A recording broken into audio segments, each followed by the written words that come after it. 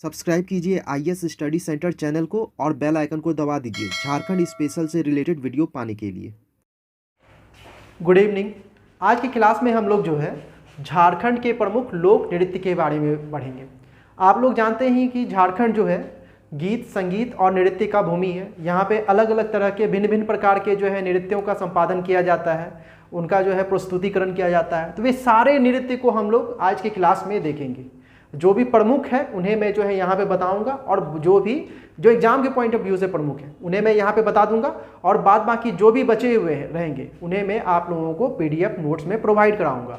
और जिन्हें भी नोट्स की ज़रूरत है वे जो है इस नंबर पे आप कांटेक्ट कर सकते हैं या इस नंबर पे।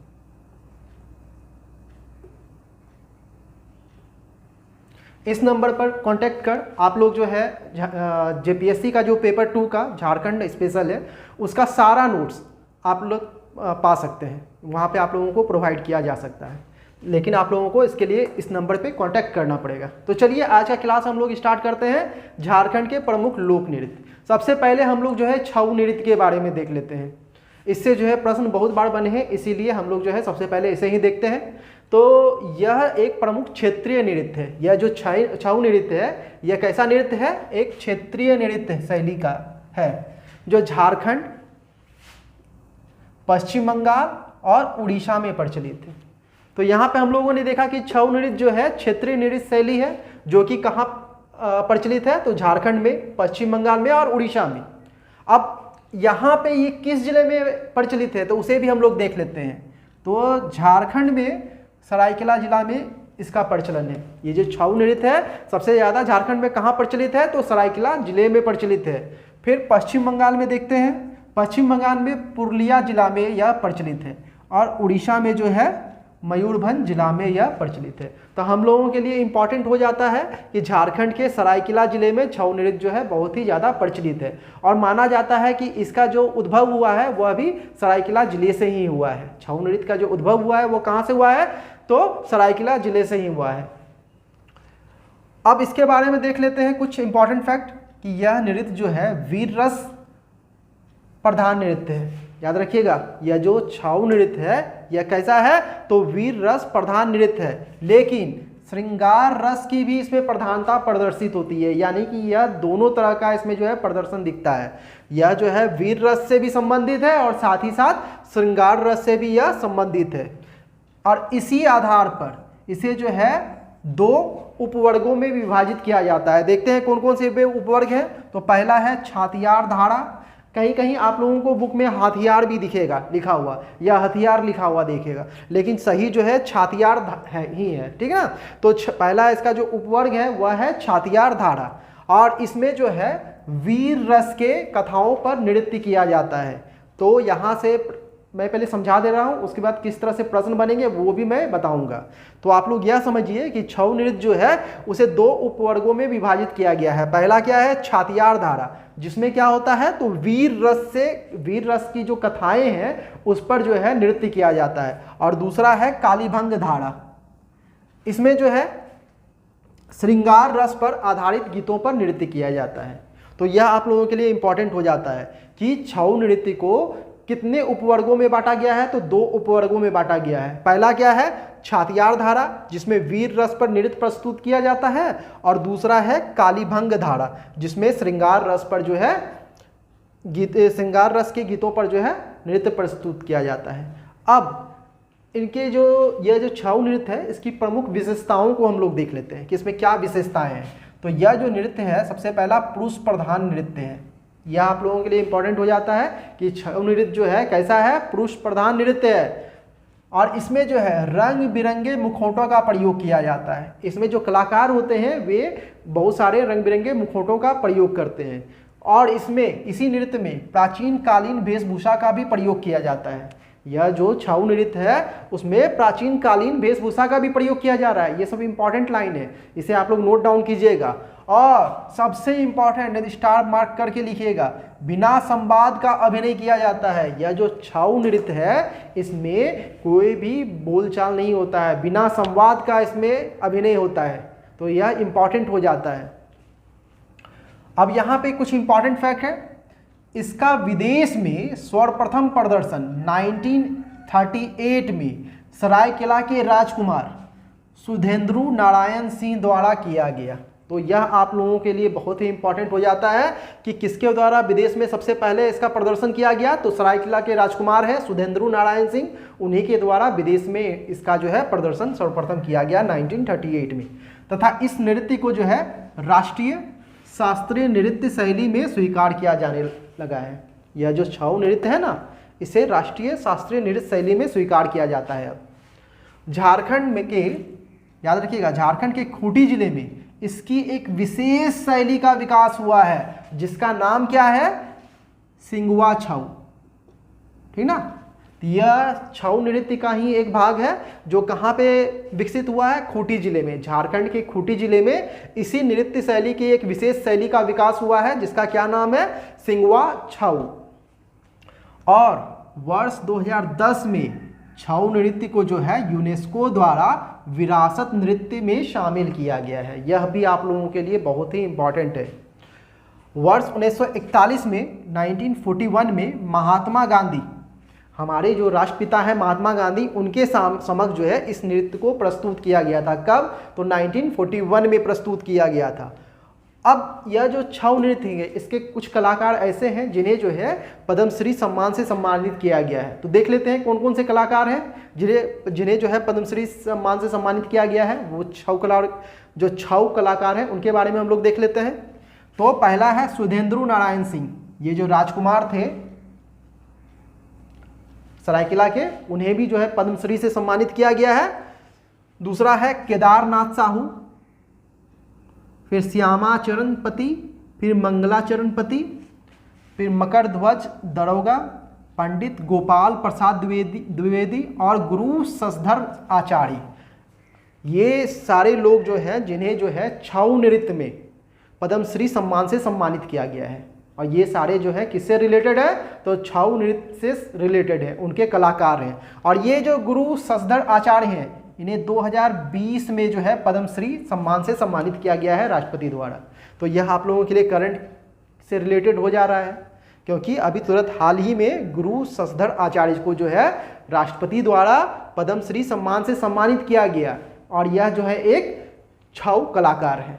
ठीक है, 1960 में राजकीय छऊ नृत्य कला केंद्र सरायकेला की स्थापना की गई, और यहाँ पे सरायकेला शैली और खरसावा शैली के नृत्य का प्रशिक्षण दिया जाता है। यह जो सरायकेला में राजकीय छऊ नृत्य कला केंद्र की स्थापना की गई 1960 में की गई, वहाँ पे किसका प्रशिक्षण दिया जा रहा है, तो सरायकेला शैली में छऊ का यानी सरायकेला शैली के छऊ का प्रशिक्षण वहाँ दिया जा रहा है, और साथ ही साथ खरसावा शैली के छऊ का वहाँ पे प्रशिक्षण दिया जाता है। इसके अलावा छऊ नृत्य के पुरुलिया मानभूम शैली के संरक्षण और विकास हेतु जो है 2011 में सिल्ली में राजकीय मानभूम छऊ नृत्य कला केंद्र की स्थापना की गई है। तो यह भी इंपॉर्टेंट हो जाता है। तो चलिए एक बार मैं रिकॉल कर दे रहा हूं, प्रश्न कैसे बनेंगे। जैसे झारखंड के किस जिले में छऊ नृत्य जो है प्रचलित है, तो आपका जवाब होगा सरायकेला जिला में। झारखंड के किस जिले में, तो सरायकेला जिले में छऊ नृत्य जो है प्रचलित है। और छऊ नृत्य का जो है उद्गम कहाँ से माना जाता है, सरायकेला जिला से ही माना जाता है। फिर प्रश्न बनेगा कि सरायकेला नहीं, छऊ नृत्य जो है, छऊ नृत्य में किन रसों की प्रधानता है, तो वीर रस और श्रृंगार रस की प्रधानता है। दोनों तरह के रस जो है इसमें विद्यमान है, वीर रस भी इसमें विद्यमान है और श्रृंगार रस भी इसमें विद्यमान है। और इस छऊ नृत्य जो है कितने उपवर्गों में बटा हुआ है, तो 2 उपवर्गों में बटा हुआ है।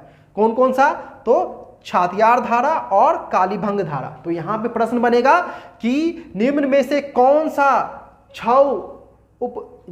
कौन सा जो है वीर रस कथाओं पर नृत्य से संबंधित है, तो आपका जवाब होगा छातियार धारा। मैं फिर से बोल दे रहा हूं, निम्न में से कौन सा छऊ नृत्य जो है वीर रस के कथाओं पर नृत्य से संबंधित है, तो आपका जवाब होगा छातियार धारा। वीर रस जैसे आएगा आपका जवाब होगा छातियार धारा। फिर प्रश्न बनेगा, निम्न में से कौन जो है छऊ नृत्य श्रृंगार रस पर आधारित गीतों पर नृत्य से आधारित है या संबंधित है, तो कालीबंग धारा आपका जवाब होगा।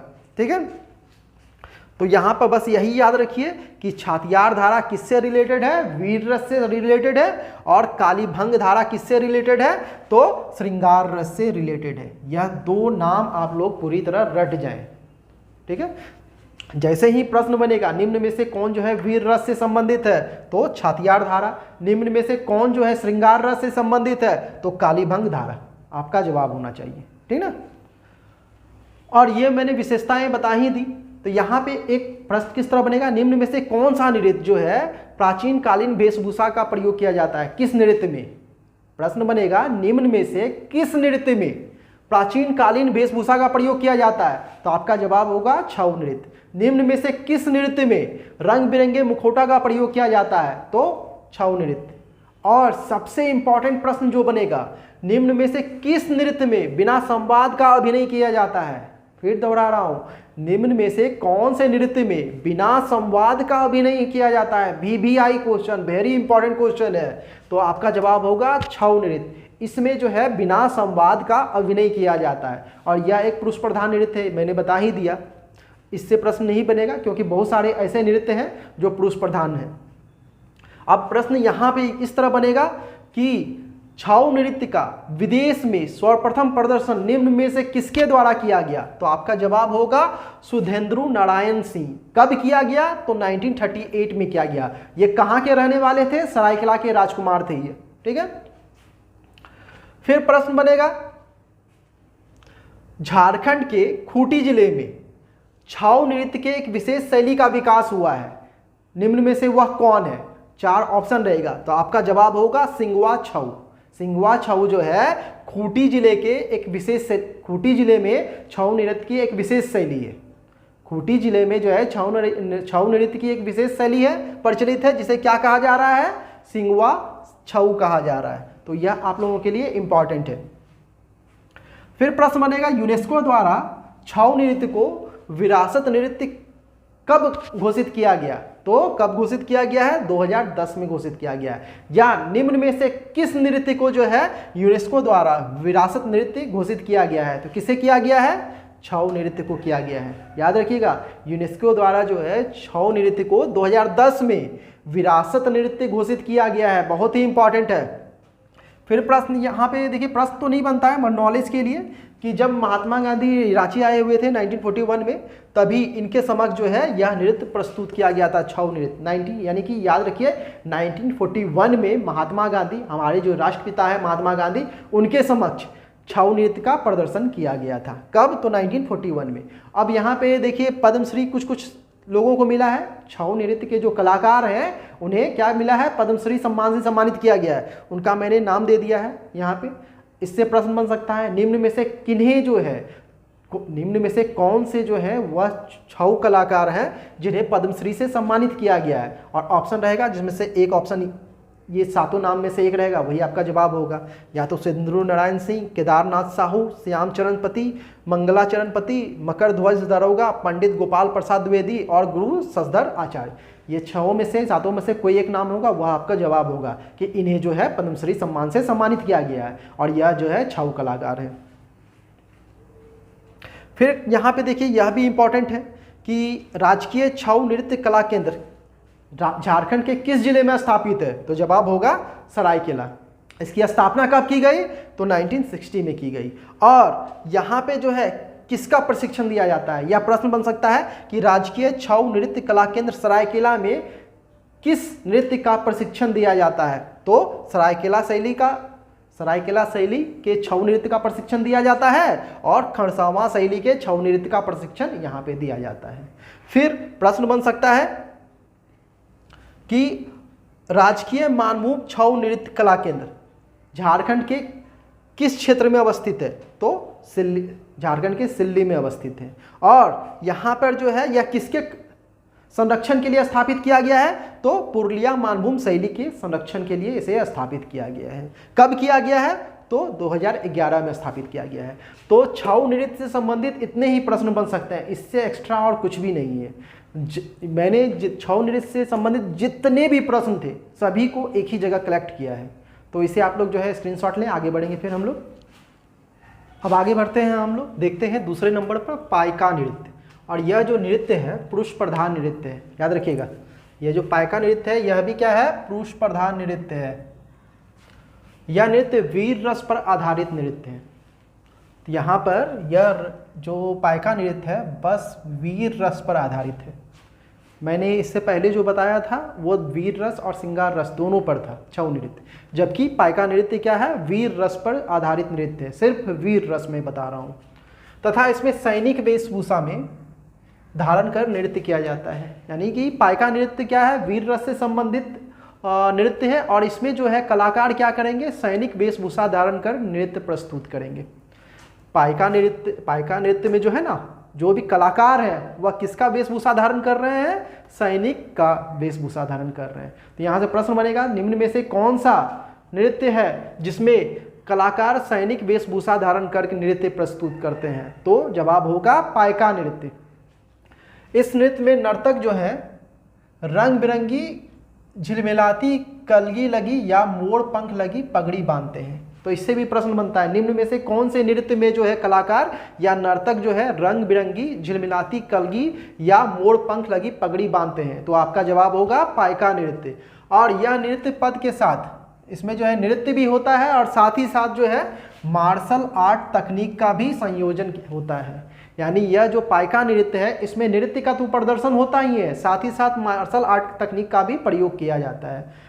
दोनों तरह से इसका डांस होता है, यानी दोनों चीज़ का सम्मिश्रण है यह नृत्य। और यह जो पाइका नृत्य है यह मुंडा जनजाति में अत्यंत लोकप्रिय है। और जनजातियों में तो इसका प्रदर्शन होता ही है, लेकिन मुंडा जनजाति में यह अत्यधिक लोकप्रिय है। और डॉक्टर रामदयाल मुंडा के नेतृत्व में इस नृत्य का मंचन भारत महोत्सव, यह जो भारत महोत्सव है रूस में हुआ था, वहाँ पे इसका मंचन किसके द्वारा किया गया, डॉक्टर रामदयाल मुंडा द्वारा। डॉक्टर रामदयाल मुंडा के नेतृत्व में इस नृत्य का मंचन भारत महोत्सव रूस में किया गया। तो और एक और नर्तक है अशोक कच्छप, एक प्रसिद्ध नर्तक है अशोक कच्छप, वह भी जो है पाइका नृत्य से ही संबंधित है। तो यहाँ इस तरह से प्रश्न बन सकता है कि निम्न में से कौन से नर्तक जो है पाइका नृत्य से संबंधित है? तो वहाँ पर जवाब अगर अशोक कच्छप है तो वह भी सही है, अगर रामदयाल मुंडा है तो वह भी सही है। तो प्रश्न बनेगा, निम्न में से कौन से नर्तक जो है पाइका नृत्य से संबंधित है? ऑप्शन में अगर अशोक कच्छप है तो आपको वो जवाब मारना है, रामदयाल मुंडा है तो उसे आपको जवाब मारना है। फिर प्रश्न बनेगा, निम्न में से कौन सा नृत्य जो है नृत्य के साथ साथ मार्शल आर्ट तकनीक का भी प्रदर्शन करता है? तो जवाब होगा पाइका नृत्य। फिर प्रश्न बनेगा, निम्न में से किस नृत्य में जो है नर्तक जो है रंग बिरंगी झिलमिलाती कलगी लगी पगड़ी बांधते हैं या नहीं तो मोड़ पंख लगी पगड़ी बांधते हैं? तो जवाब होगा पाइका नृत्य। फिर प्रश्न बनेगा कि भारत महोत्सव रूस में पाइका नृत्य का मंचन निम्न में से किनके द्वारा किया गया था? तो आपका जवाब होगा डॉक्टर रामदयाल मुंडा। तो ये सारे इंपॉर्टेंट फैक्ट थे पाइका नृत्य से। अब हम लोग जो है जतरा नृत्य की ओर बढ़ते हैं। मैं फिर से एक बार रिकॉल कर दे रहा हूँ, यह जो पाइका नृत्य है वीर रस पर आधारित नृत्य है, और इसमें जो नर्तक होंगे वह सैनिक वेशभूषा धारण कर नृत्य प्रस्तुत करेंगे। और इसमें जो नर्तक हैं उनका जो पगड़ी होता है, सिर पे जो पगड़ी बांधते हैं वह रंग बिरंगी झिलमिलाती कलगी उसमें लगी होगी, और अगर यह नहीं होगा तो मोड़ पंख लगा हुआ होता है उनके पगड़ी में जो नर्तक हैं। इस नृत्य पद और यह जो पाइका नृत्य है इसमें नृत्य पद यानी कि नृत्य के साथ साथ जो है मार्शल आर्ट तकनीक भी प्रयोग किया जाता है। और यह किस जनजाति में सबसे ज़्यादा लोकप्रिय है? तो मुंडा जनजाति में सबसे ज़्यादा लोकप्रिय है। फिर डॉक्टर रामदयाल मुंडा के नेतृत्व में इसका जो है मंचन भारत महोत्सव रूस में किया गया। और इसके एक और प्रसिद्ध जो है नर्तक है जिसका नाम है अशोक कच्छप। तो यह आप लोगों के लिए इंपॉर्टेंट था। अब हम लोग जतरा नृत्य देखते हैं। यह एक सामूहिक नृत्य है। जतरा नृत्य जो है यह एक क्या है, सामूहिक नृत्य है, जिसमें स्त्री एवं पुरुष द्वारा संयुक्त रूप से नृत्य का संपादन किया जाता है। यह जो जतरा नृत्य है इसमें क्या होगा, स्त्री एवं पुरुष दोनों भाग लेंगे। और यह कैसा है, तो एक सामूहिक नृत्य है और यह नृत्य एक भीड़ नृत्य के रूप में प्रस्तुत होता है, यानी पूरा क्राउड होगा, भीड़ होगा, बहुत सारे स्त्री पुरुष जो है एक साथ डांस कर रहे हैं, नाच रहे हैं, नृत्य कर रहे हैं, उसे ही जतरा नृत्य है, वह उसी तरह किया जाता है। और यह नृत्य जो है उड़ांव जनजाति द्वारा किया जाता है। जतरा नृत्य जो है उड़ांव जनजाति द्वारा किया जा रहा है और जतरा नृत्य को जो है कूढ़िंग के नाम से भी जाना जाता है। जतरा नृत्य का दूसरा नाम है कूढ़िंग, याद रखिएगा। निम्न में से किस नृत्य का नाम कूढ़िंग है, तो आपका जवाब होगा जतरा। या जतरा को निम्न में से किस नाम से जाना जाता है, तो आपका जवाब होगा कूढ़िंग, ठीक ना। फिर अगला बढ़ते हैं हम लोग जदुर नृत्य। जतरा नृत्य से इंपॉर्टेंट यही था कि इसका एक और नाम है, क्या नाम है, कूढ़िंग। और किस जनजाति में लोकप्रिय है, तो उड़ांव जनजाति में। आगे बढ़ रहे हैं जदुर नृत्य। और यह जो जदुर नृत्य है यह उत्पादकता, ऊर्जा और मातृभूमि के प्रति आदर का प्रतीक है, यह नृत्य जदुर नृत्य। तो याद रखिएगा यह जो जदुर नृत्य है वह उत्पादकता, ऊर्जा, मातृभूमि के प्रति आदर का प्रतीक है। तो प्रश्न बन सकता है निम्न में से कौन सा नृत्य जो है उत्पादकता का प्रतीक है, तो जदुर नृत्य। निम्न में से कौन सा नृत्य ऊर्जा का प्रतीक है, तो जदुर नृत्य। निम्न में से कौन सा जो है नृत्य मातृभूमि के प्रति आदर का प्रतीक है, तो जवाब होगा जदुर नृत्य। तो यहां से प्रश्न बन सकते हैं। और यह नृत्य जो है स्त्री पुरुष का सामूहिक नृत्य है। जदुर नृत्य में भी क्या हो रहा है, स्त्री पुरुष दोनों शामिल हो रहे हैं और यह नृत्य जो है धीमी गति एवं लय में संचालित होता है। कभी कभी केवल महिलाएं इस नृत्य को प्रस्तुत करते हैं।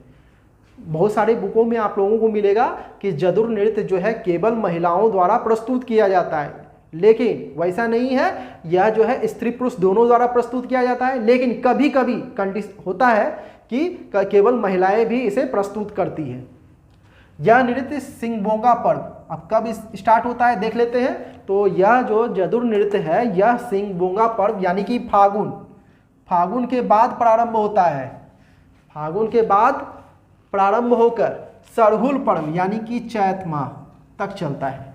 तो हम लोगों ने देखा जदुर नृत्य प्रारंभ कब हो रहा है, सिंगबोंगा पर्व यानी कि फागुन से प्रारंभ हो रहा है और कब खत्म हो रहा है, कब तक चलता है, तो सरहुल पर्व यानी कि चैत तक चलता है। और इस नृत्य में नर्तकी जो है लाल रंग की प्रधानता लिए कपड़ा पहनते हैं। तो यह इससे भी प्रश्न बन सकता है कि निम्न में से किस नृत्य में नर्तक या नर्तकी जो है लाल रंग के कपड़े की प्रधानता वाले कपड़े पहनते हैं। या प्रश्न बन सकता है निम्न में से किस नृत्य में नर्तक या नर्तकी लाल रंग की प्रधानता लिए कपड़े पहनते हैं, तो जवाब होगा जदुर नृत्य। और इस नृत्य को नीर सुशंको भी कहा जाता है। तो यह भी आप लोग याद रखिएगा कि यह जो जदुर नृत्य है इसे नीर सुशंको भी कहा जा रहा है। जदुर नृत्य को ही बोला जा रहा है नीर सुशंको। प्रश्न बनेगा निम्न में से कौन सा नृत्य जो है नीर सुशंको है, तो जवाब होगा आपका जदुर नृत्य। या प्रश्न बनेगा जदुर नृत्य को किस और नाम से जाना जाता है, तो जवाब होगा नीर सुशंको। और यह जो है उरांव जनजाति में लोकप्रिय है। तो हम लोगों ने देख लिया जदुर नृत्य के बारे में भी। फिर अगला देखते हैं जपी नृत्य। यह नृत्य शिकार नृत्य का रूप है।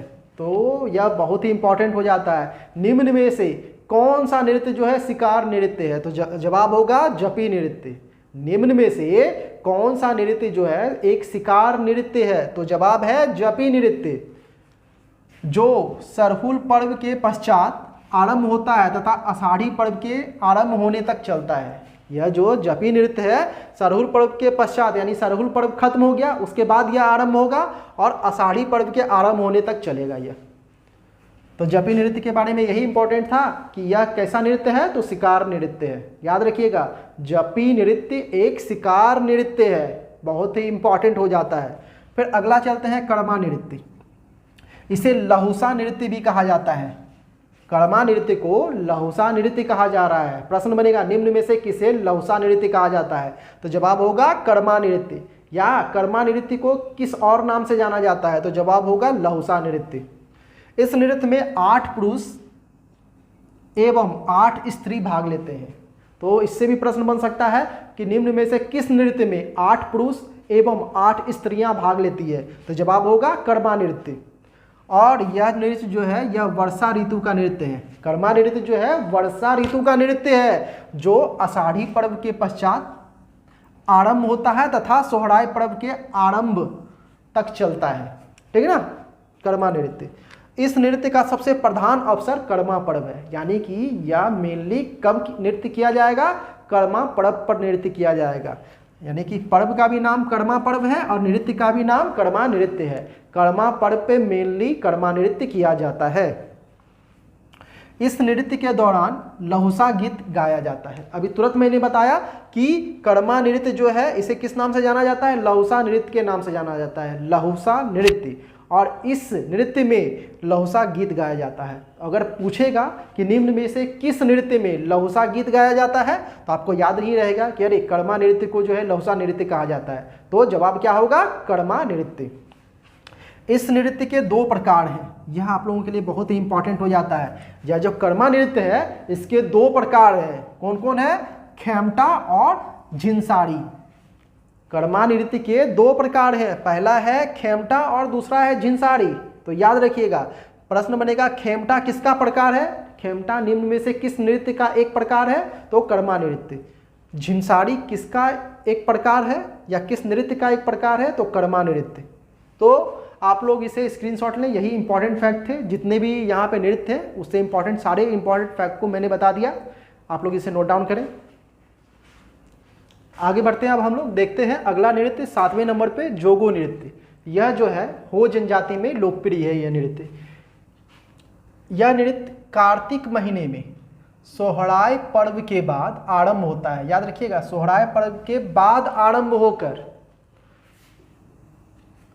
फागुन महीने में कोलोंग सिंगबोंगा पर्व तक चलने वाला नृत्य है। यह जो जोगो नृत्य है यह कार्तिक महीने में सोहराय पर्व के बाद आरंभ होकर फागुन महीने में कोलोंग सिंगबोंगा पर्व तक चलता है। यह नृत्य इसे माघी नृत्य भी कहा जाता है। यह जो जोगो नृत्य है इसे माघी नृत्य भी कहा जा रहा है। इसके अलावे इसे माघे, जोगो, जरगी नृत्य आदि नामों से जाना जाता है। यानी जोगो नृत्य को ही जो है माघे नृत्य, जोगो नृत्य या जरगी नृत्य के नाम से जाना जाता है। ठीक है, तो जोगो नृत्य से इंपॉर्टेंट यही सारे फैक्ट थे। अब अगला नंबर 8वें पे चलते हैं हम लोग, नचनी नृत्य। यह एक पेशेवर नृत्य है।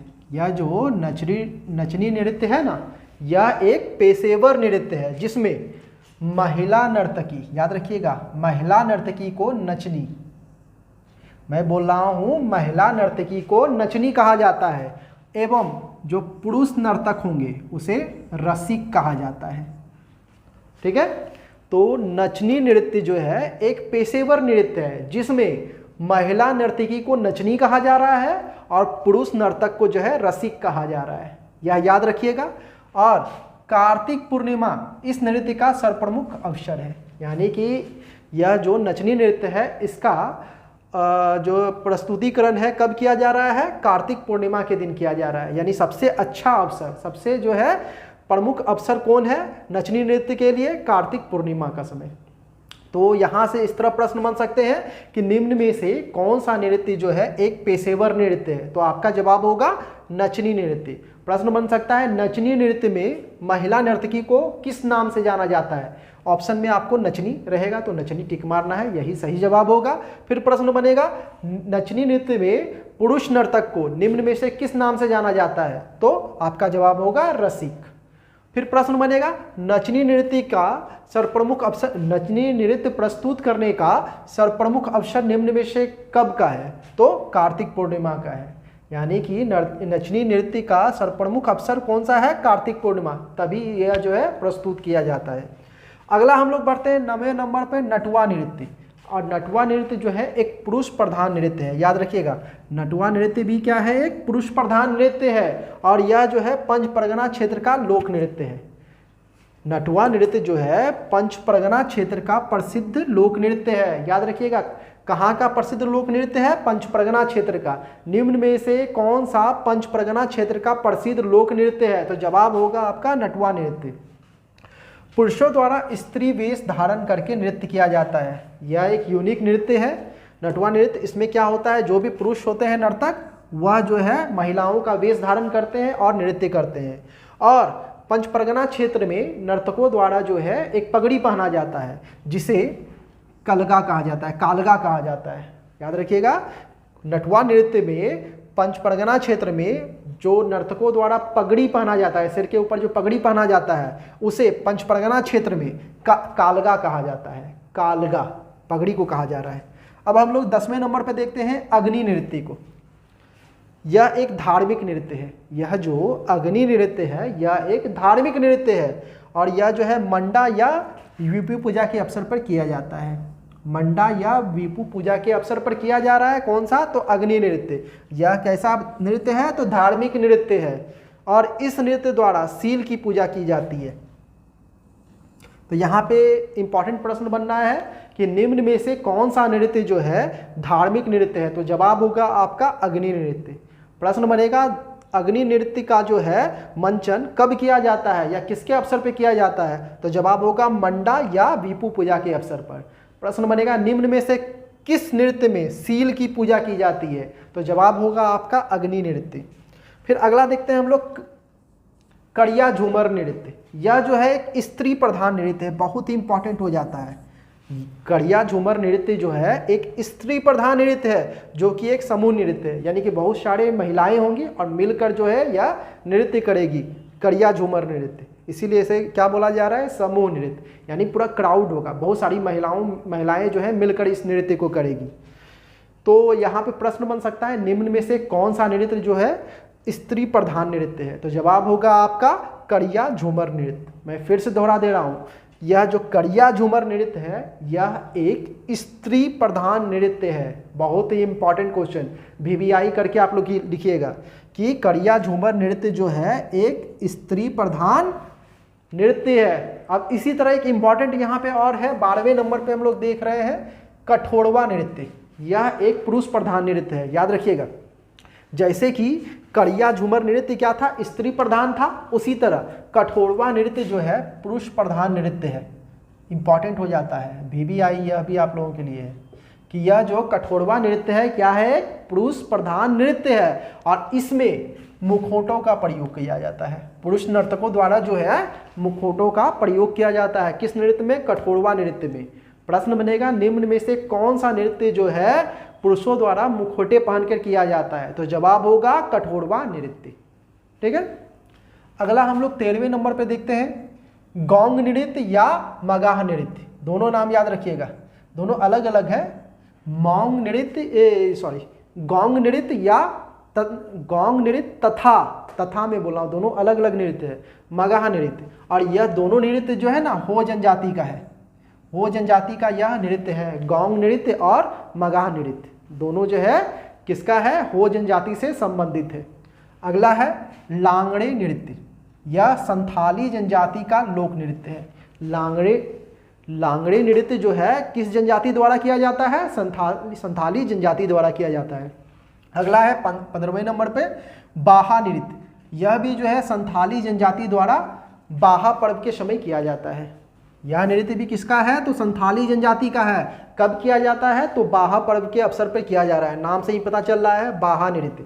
किस पर्व के अवसर पर किया जाएगा? तो बाहा पर्व के अवसर पर किया जाएगा। किसके द्वारा किया जाएगा? तो संथाली जनजाति द्वारा किया जाएगा। यहाँ पे मैंने दो बताया, एक लांगड़े नृत्य, यह भी संथाली जनजाति द्वारा किया जा रहा है, और दूसरा बाहा नृत्य, यह भी किसके द्वारा किया जा रहा है? संथाली जनजाति द्वारा किया जा रहा है। और इसमें जो है साल एवं महुआ फूलों का यूज किया जाता है। बाहा नृत्य में साल तथा महुआ फूलों का यूज किया जाता है। हेरो नृत्य, इसका आयोजन धान की बुआई के बाद किया जाता है। यहाँ पे देखिए, पहले प्रश्न बन सकता है किस तरह से। प्रश्न बनेगा जैसे कि निम्न में से कौन सा जो है नृत्य हो जनजाति द्वारा किया जाता है? ऑप्शन में अगर गौंग नृत्य हो तो वो सही है, ऑप्शन में अगर मगाह नृत्य हो तो वो भी सही है। ये सब जो है हो जनजाति द्वारा किया जा रहा है। फिर प्रश्न बनेगा निम्न में से कौन सा नृत्य जो है संथाली जनजाति द्वारा किया जा रहा है या संथाली जनजाति का लोक नृत्य है? अगर बनेगा तो जवाब होगा लांगड़े नृत्य। प्रश्न बनेगा निम्न में से कौन सा नृत्य संथाली जनजाति का लोक नृत्य है? मैं बोल रहा हूँ लोक नृत्य है। अगर इस तरह से प्रश्न बनता है तो एक ही जवाब होगा आपका लांगड़े नृत्य।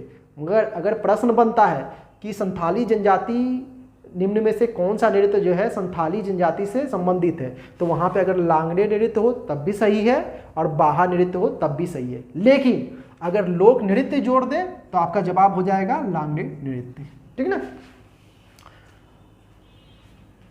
फिर प्रश्न बन सकता है निम्न में से किस नृत्य में जो है साल एवं महुआ फूलों का प्रयोग किया जाता है? तो जवाब होगा आपका बाहा नृत्य। फिर अगला हम लोग देखते हैं हेरो नृत्य। अभी तुरंत मैंने बताया धान की बुआई के बाद किया जाता है। तो प्रश्न बन सकता है निम्न में से कौन सा नृत्य जो है धान की बुआई के बाद किया जाता है? तो एक ही आंसर जवाब आपका होगा हेरो नृत्य। धान की बुआई के बाद यह नृत्य किया जाता है, हेरो नृत्य। फिर अगला है सोहराई नृत्य। इसका आयोजन पालतू पशुओं के लिए किया जाता है। सोहराई पर्व भी हम लोगों ने पढ़ा था, सोहराई नृत्य भी देख रहे हैं। दोनों जो है किससे रिलेटेड है? तो पालतू पशुओं से रिलेटेड है और इसमें जो है गौशाला की पूजा की जाएगी। सोहराई नृत्य में भी जो है क्या हो रहा है? पालतू पशुओं के लिए तो किया जा रहा ही है, उसका पूजा भी किया जा रहा है, साथ ही साथ गौशाला की भी पूजा की जा रही है। और यहाँ पे इंपॉर्टेंट है महिलाओं द्वारा, मैं बोल रहा हूँ महिलाओं द्वारा जो है चुमावड़ी गीत गाया जाता है। सोहराई नृत्य में जो है महिलाओं द्वारा चुमावड़ी गीत गाया जाता है और साथ ही साथ नृत्य किया जाता है, सोहराई नृत्य किया जाता है। तो याद रखिएगा सोहराई नृत्य में महिलाओं द्वारा नृत्य के साथ साथ जो है चुमावड़ी गीत गाया जाता है। ये तो महिलाओं द्वारा मैंने बताया। अब पुरुषों द्वारा जो है सोहराई नृत्य के दौरान जो है गांव जमाव गीत गाया जाता है। यह आप लोगों के लिए इंपॉर्टेंट हो जाएगा, दोनों को मैं अंडरलाइन कर दे रहा हूं। महिलाओं द्वारा जो है सोहराई नृत्य के दौरान कौन सा गीत गाया जा रहा है? तो चुमावड़ी गीत गाया जा रहा है। जबकि पुरुषों द्वारा जो है सोहराई नृत्य के दौरान गांव जमाव गीत गाया जा रहा है और साथ ही साथ सोहराई नृत्य भी किया जा रहा है। तो ये सारे जो है इंपॉर्टेंट नृत्य थे। इसके अलावा भी बहुत सारे कम से कम 50-60 नृत्य हैं जिसे मैं आप लोगों को नोट्स में प्रोवाइड कर दूंगा। जो भी इम्पॉर्टेंट थे उन सारों को मैंने अभी बताया और बाद बाकी जितने भी नृत्य बचे हुए उन्हें मैंने नोट्स में बता दिया है। तो आप लोग नोट्स को पढ़ें, जरूर पढ़ें और सारे जितने भी पेपर 2 से संबंधित टॉपिक हैं सभी का नोट्स आप लोगों को मिल जाएगा। आप लोग नंबर पे कांटेक्ट कर लीजिएगा जो मैंने नंबर दिया था, मैं फिर से लिख दे रहा हूँ 700, ये नंबर नहीं, रुकिए, 9304689012 इस नंबर पे कांटेक्ट कीजिए और नोट्स आप लोगों को अवेलेबल करा दिया जाएगा। तो इस पे आप लोग कॉल करके जेपीएससी पीटी पेपर 2 का यानी कि झारखंड स्पेशल का नोट्स आप लोग ले सकते हैं। तो आज की क्लास के लिए इतना ही था, फिर अगले क्लास में मिलते हैं। चलिए, थैंक यू।